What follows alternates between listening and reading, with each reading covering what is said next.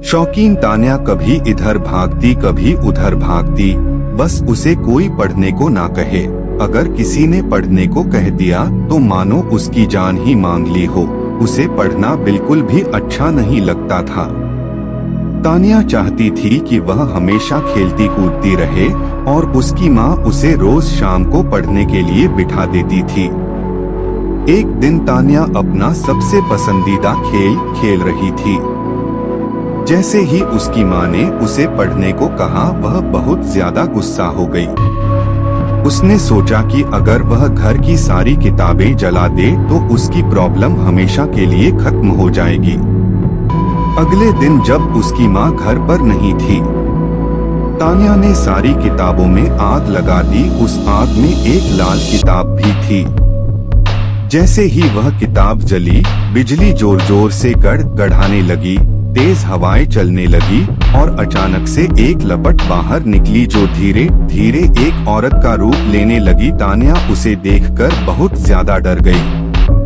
तभी अचानक वहां पर उसकी माँ आ गई और तान्या को एक थप्पड़ लगा दिया और तान्या की माँ तुरंत उसे पूजा वाले कमरे में ले गई। माँ ने तान्या को बताया कि जब वह लोग इस घर में आए थे तब कुछ लोग कहते थे कि इस घर में एक चुड़ैल का साया है, तो उन लोगों ने एक बड़े पुजारी को बुलाकर इस घर की पूजा कराई और उस पुजारी ने अपनी शक्ति से उस चुड़ैल के साये को इस किताब के अंदर कैद कर दिया और बोला कि कभी भी इस किताब को कोई हाथ ना लगाए और अगर गलती से किसी ने इसे आग में डाल दिया तो यह चुड़ैल वापस आजाद हो जाएगी। तान्या यह बात सुनकर डर गई और बोली, माँ अब क्या करें?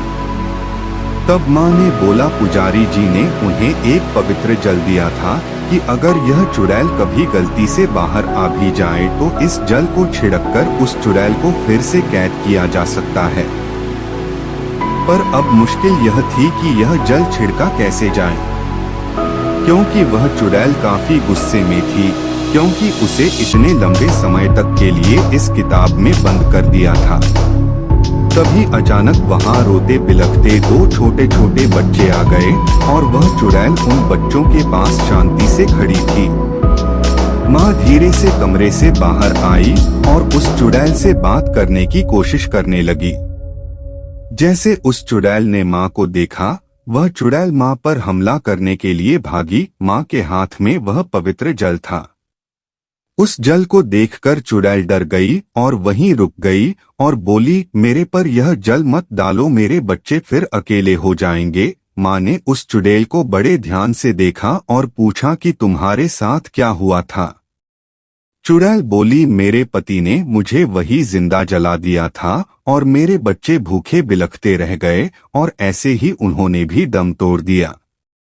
बस अंतर इतना रहा कि मैं तो चुड़ैल बन गई और मेरे बच्चे भूत बन गए। तब से हम यहीं रहते थे, पर 10 साल पहले तुम आए और तुमने मुझे इस किताब में कैद कर दिया। आज मैं वापस आजाद हुई हूँ। मैं अपने बच्चों को वापस अकेले नहीं छोड़ना चाहती थी। माँ सोचने लगी कि अगर यह चुड़ैल ऐसे ही रही और लोगों को नुकसान पहुंचाएगी, तभी चुड़ैल बोली कि तुम हम पर जल मत डालो, हमें मुक्ति दिला दो। माँ ने पूछा कि मैं तुम्हें मुक्ति कैसे दिला सकती हूँ? चुड़ैल बोली कि तुम इस घर के पीछे वाले नीम के पेड़ के नीचे एक हवन कराओ और मेरे बच्चों की आत्मा की मुक्ति के लिए प्रार्थना करो। माँ ने पूछा कि उस पेड़ के नीचे क्यों? चुड़ैल बोली कि मेरे पति ने मुझे यहीं जलाया था और अगर कोई उस पेड़ के नीचे हवन करता है और मेरे बच्चों की मुक्ति की प्रार्थना करता है तो हमें मुक्ति मिल सकती है।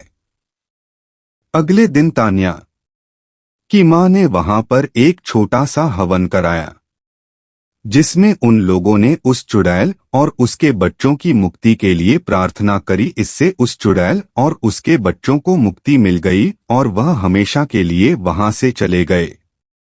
और तान्या को भी यह बात समझ आ गई कि हमें ऐसे सारी किताबें नहीं जलानी चाहिए और हमें पढ़ना भी चाहिए, जिससे हम अच्छे और समझदार इंसान बन सके।